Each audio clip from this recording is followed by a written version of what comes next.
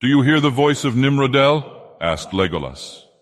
"I will sing you a song of the maiden Nimrodel, who bore the same name as the stream beside which she lived long ago. It is a fair song in our woodland tongue, but this is how it runs in the western speech, as some in Rivendell now sing it." In a soft voice hardly to be heard amid the rustle of the leaves above them, he began. "An elven-maid there was of old, a shining star by day. Her mantle white was hemmed with gold, her shoes of silver gray. A star was bound upon her brows, a light was on her hair, as sun upon the golden boughs in Lórien the fair. Her hair was long, her limbs were white, and fair she was and free. And in the wind she went as light as leaf of linden-tree. Beside the falls of Nimrodel, by water clear and cool, her voice as falling silver fell into the shining pool.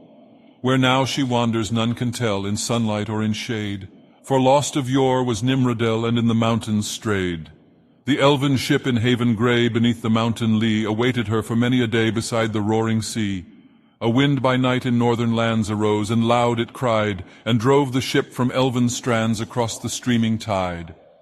When dawn came dim, the land was lost, the mountains sinking gray beyond the heaving waves that tossed their plumes of blinding spray. Amroth beheld the fading shore now low beyond the swell, and cursed the faithless ship that bore him far from Nimrodel.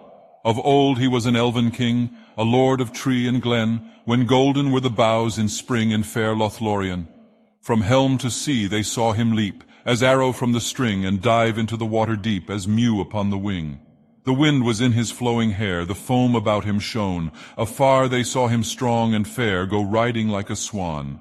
But from the west has come no word, and on the hither shore no tidings elven folk have heard of Amroth evermore. The voice of Legolas faltered, and the song ceased. "I cannot sing any more," he said. "That is but a part, for I have forgotten much. It is long and sad, for it tells how sorrow came upon Lothlórien, Lórien of the Blossom, when the dwarves awakened evil in the mountains.